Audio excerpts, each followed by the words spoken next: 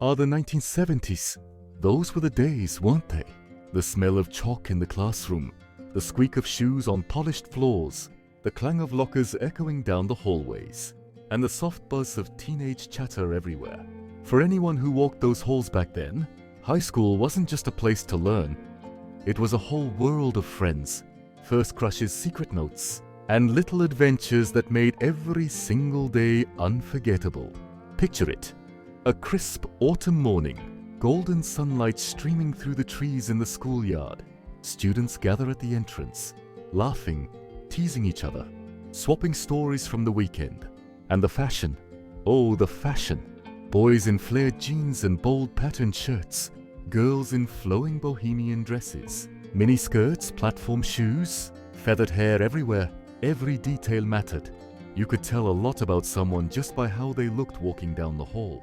Some kids carried record albums under their arms, eager to share the latest hit from Led Zeppelin, the Jackson 5, or Fleetwood Mac. Others had notebooks filled with doodles, secret lists, or the beginnings of a love letter, carefully folded and tucked away for just the right moment. The hallways were alive. Groups of friends huddled together, whispering jokes, teachers passing by with papers in hand, chalk dust on their fingers.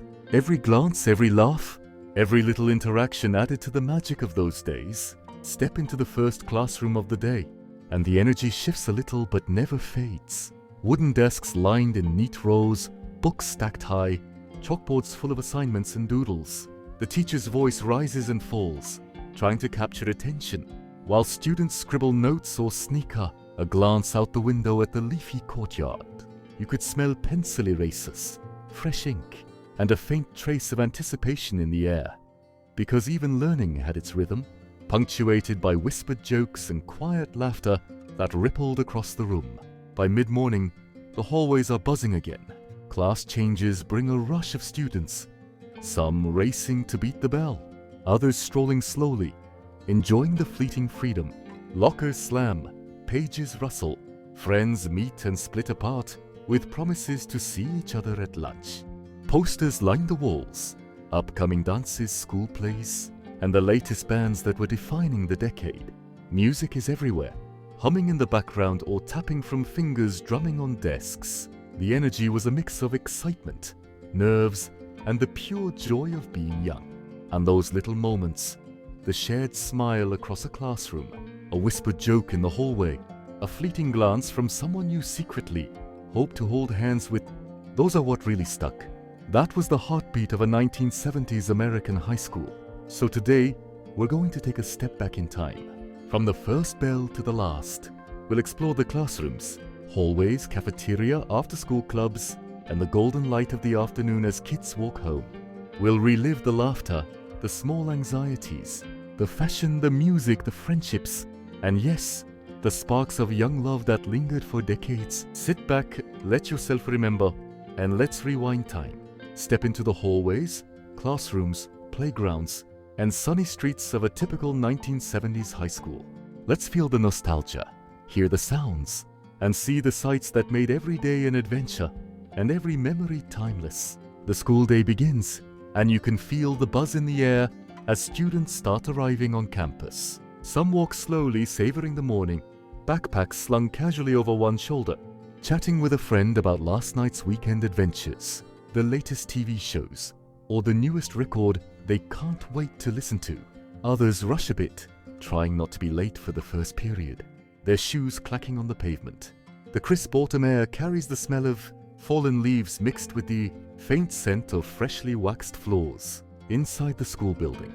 Fashion was everything back then. Every detail spoke volumes about personality and style.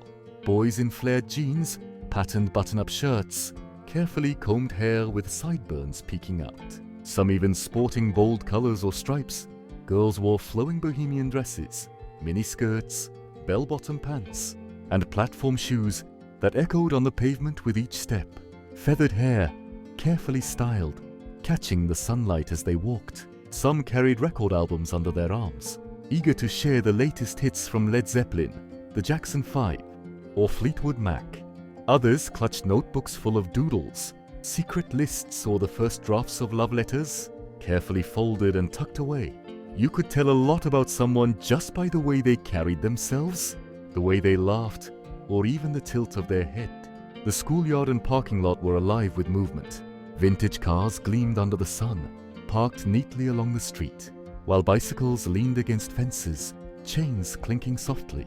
Students waved to friends across the yard, calling out names, laughing at inside jokes. Some groups huddled together, planning lunch or the next dance, while others wandered alone, savoring the quiet moments before the hallways filled.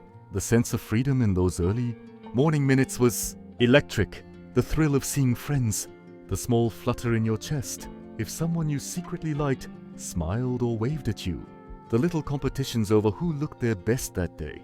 As the first bell rings, the magic shifts to the corridors. Lockers slam shut, books and notebooks are stuffed inside, and the hallways hum with energy. Friends pass each other, exchanging quick jokes, playful nudges, or whispered plans for lunch. Teachers arrive, briefcases and papers in hand, chalk dust on their fingers, greeting familiar students with nods or smiles. Every glance, every shared laugh, every small gesture seems to hold a story, a memory waiting to happen.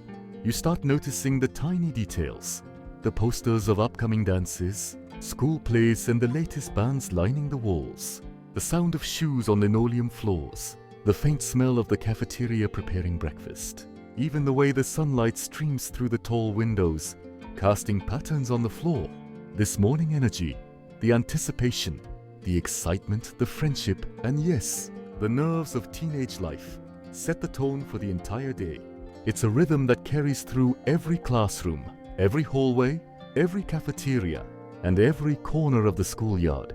It's the heartbeat of a 1970s high school, a quiet magic that turns ordinary mornings into unforgettable memories. And as students settle into their first classes, laughing, whispering, and adjusting to the day ahead, you can feel that one simple truth. Every day here was a small adventure, waiting to unfold one moment, one glance, one smile at a time. Once that first bell finished echoing through the hallways, the whole school seemed to fall into this familiar rhythm, one that anyone who lived through the 70s can feel in their bones even today. Students moved with purpose, flooding into classrooms, some dragging their feet, others buzzing with energy.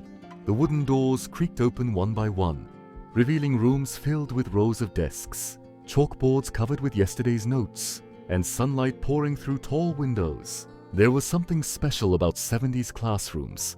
They had a warmth to them. Maybe it was the wooden desks carved with initials, or the soft hum of overhead lights, or the posters that hung just slightly crooked on the walls. Maps of the world, times tables, inspirational quotes, all faded from years of sun. Then you had that unmistakable smell, chalk dust mixed with pencil shavings and old textbooks. If you close your eyes, you can still smell it. As students shuffled to their seats, the teacher would already be standing at the front of the room, chalk in hand, tie slightly crooked, glasses perched on the end of their nose. Some teachers had a strict presence, straight-backed, no nonsense, while others were warm and relaxed, greeting students as if they were old friends.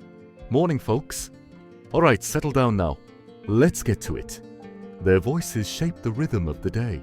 Books thudded onto desks, notebooks opened, pens clicked. A few kids whispered last-minute jokes until a quick glance from the teacher shut them up.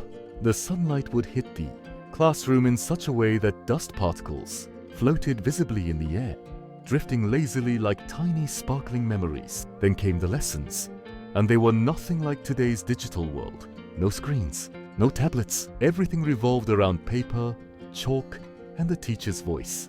Math problems filled the blackboard in neat lines of white chalk. English classes echoed with the sound of pages turning.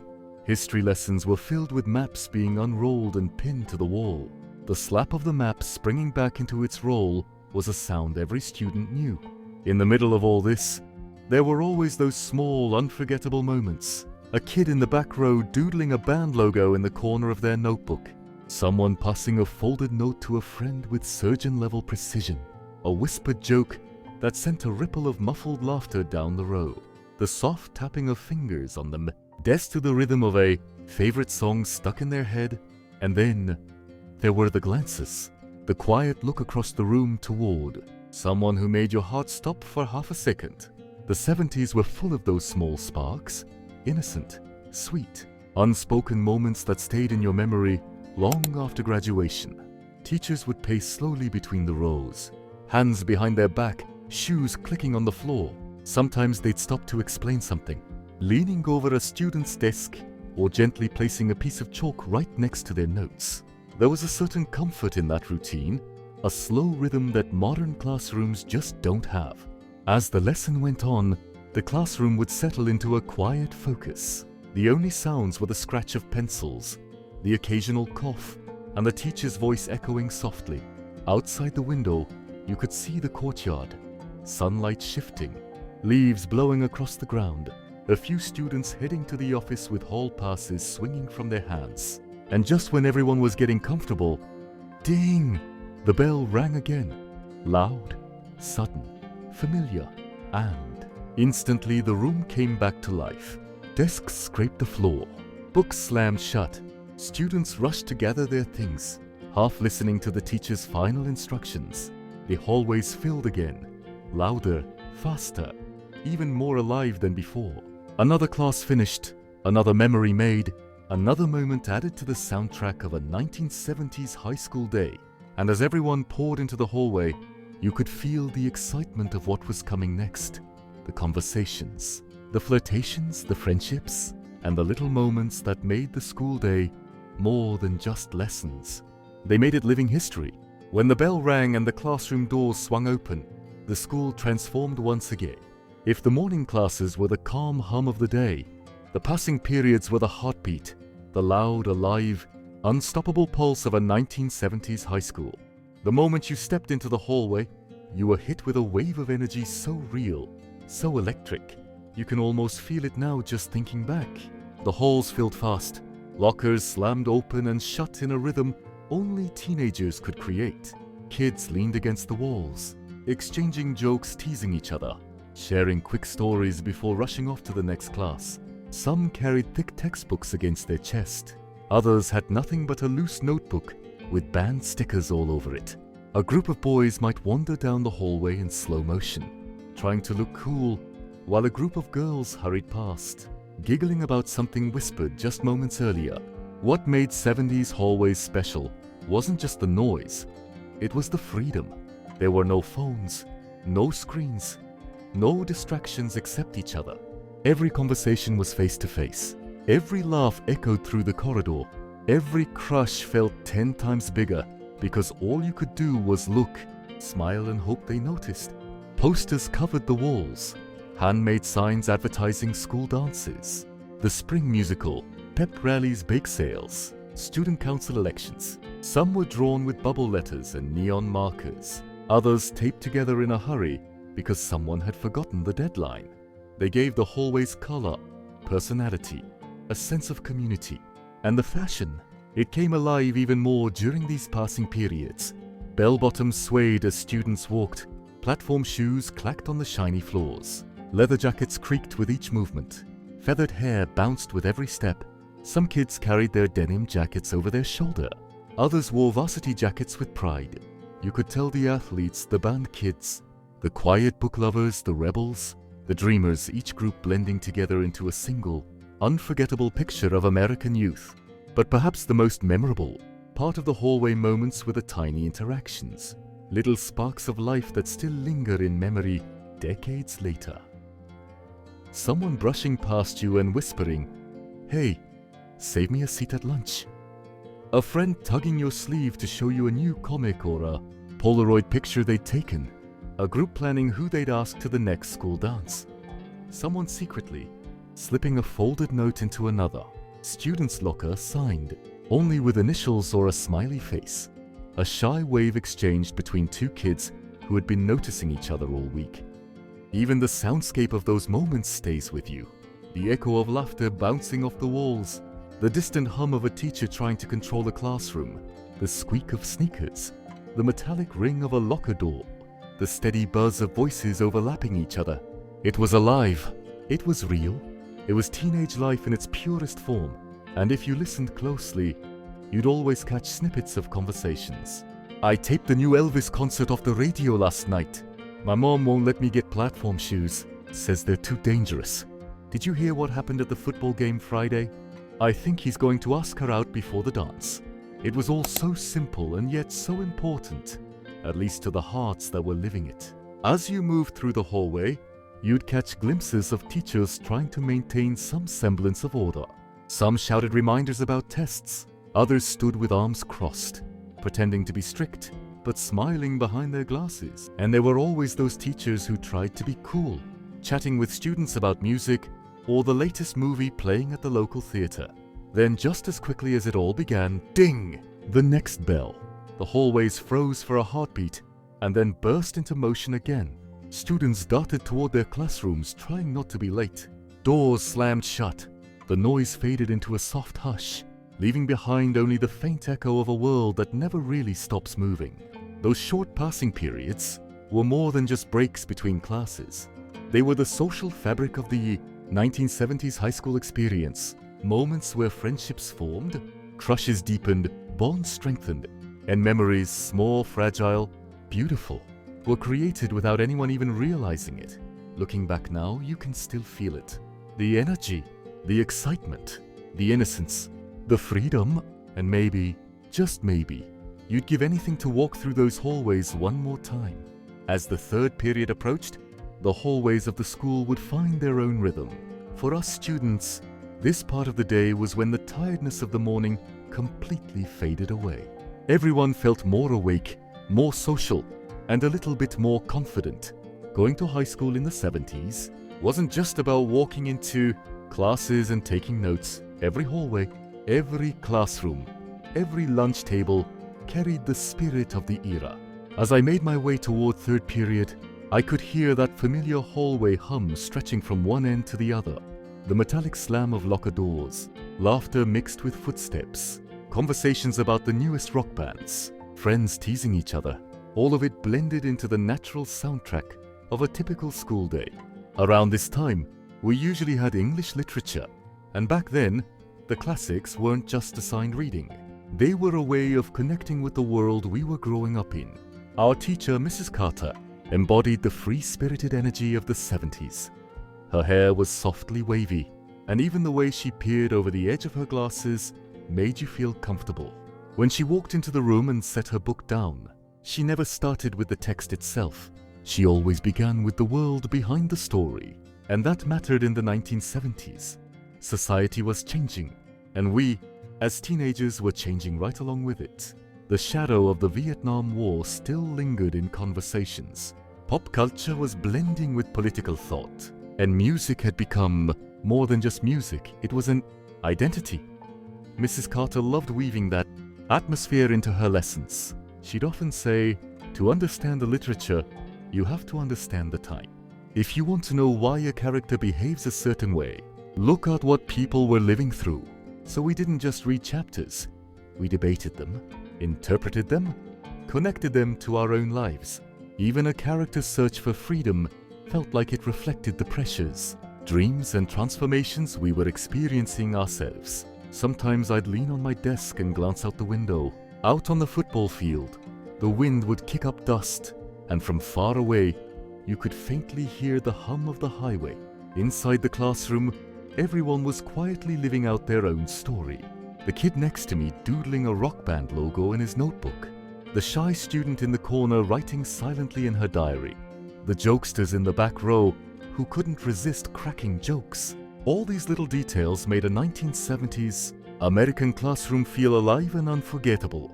My favorite part of class was the group discussions.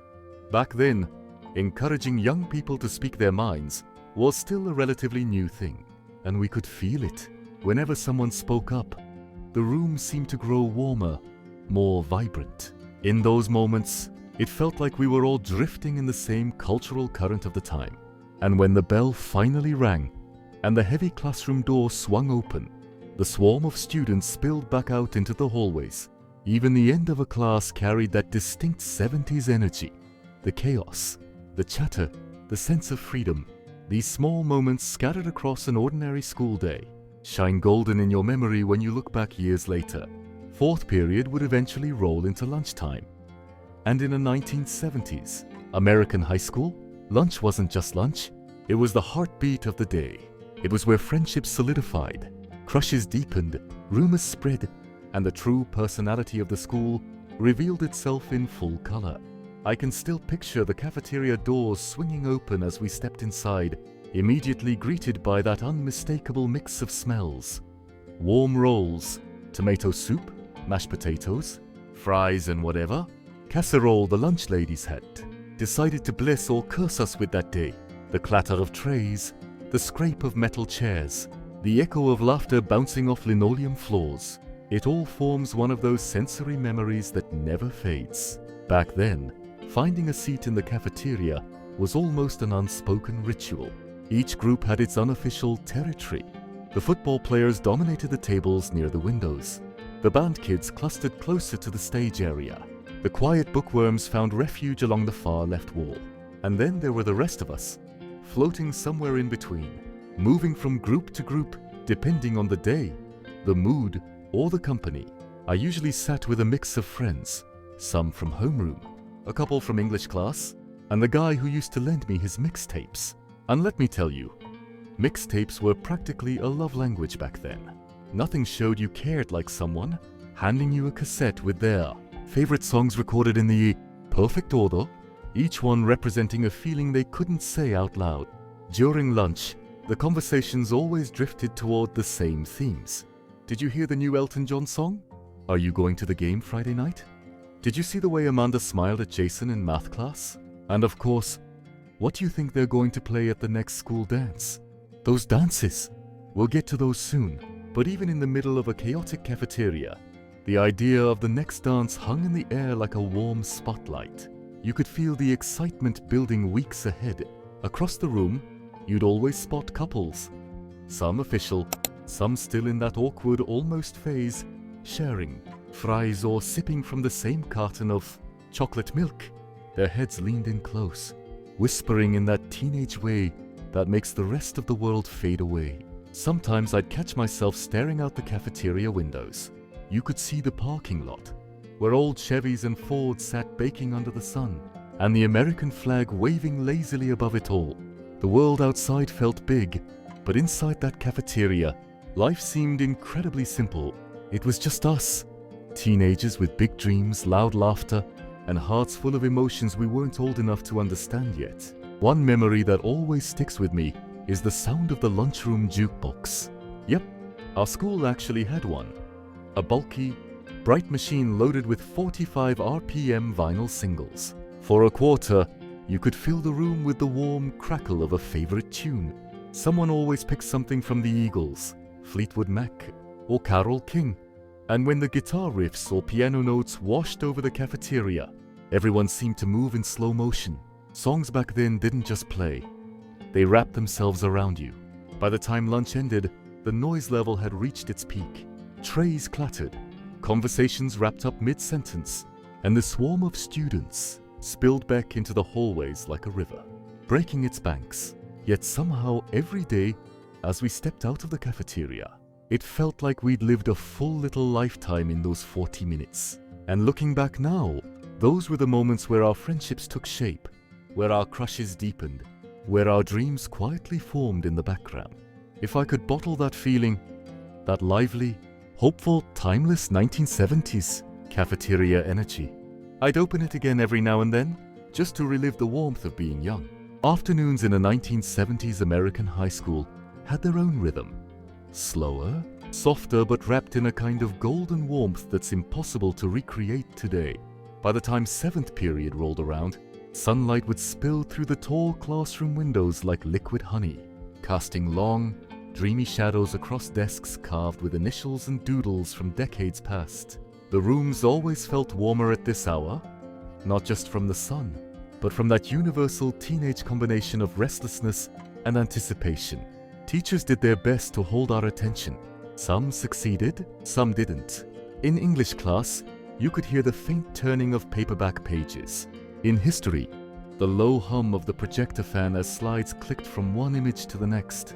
And in science, the sharp tang of chemicals drifting through the room, mixing with the smell of chalk dust that always seemed to cling to lab coats. But the truth is, nobody's mind was fully in those lessons anymore. Not really, because afternoons were when you started thinking about everything after school.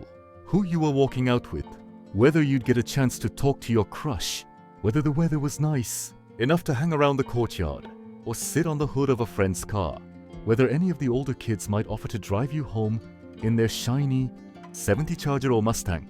Sometimes during the quieter moments, I'd glance around the room and notice the little stories unfolding. A girl twirling her hair absently, writing a boy's initials in the corner of her notebook. A guy pretending to take notes while he actually stared at the clock, wheeling their hands to move faster. A whispered joke between friends that started as a snicker and grew into barely contained laughter.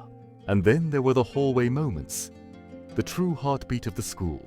Between classes, the halls were bathed in loud chatter, the creak of sneakers, and the slam slam slam of lockers.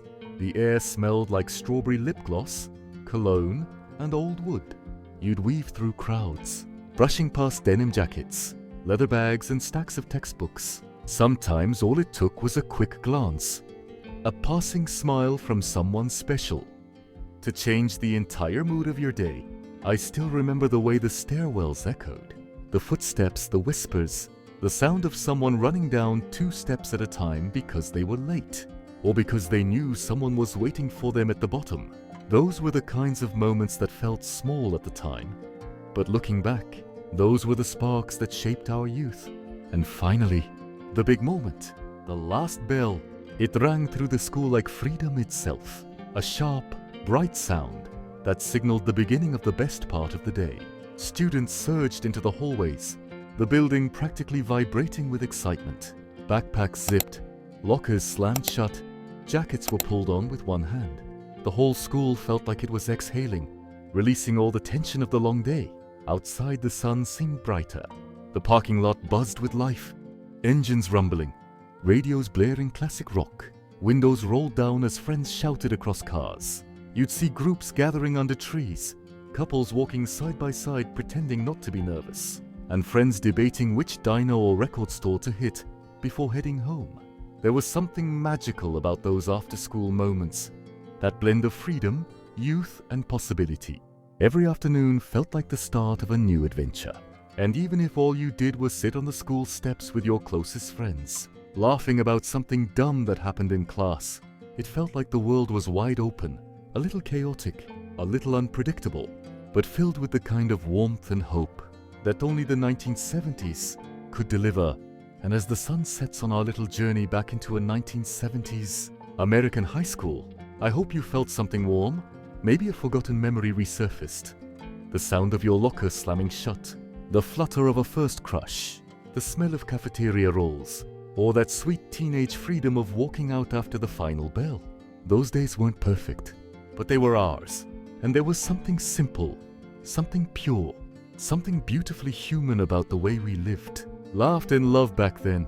No phones, no constant noise, just real moments, real faces, real feelings. Sometimes I wish we could step back for just one more day.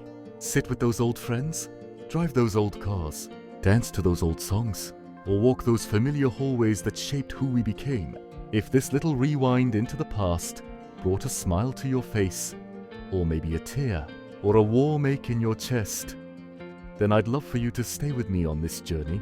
This channel is all about keeping those memories alive, keeping our hearts connected to the days that meant something, and reminding each other that the past isn't gone.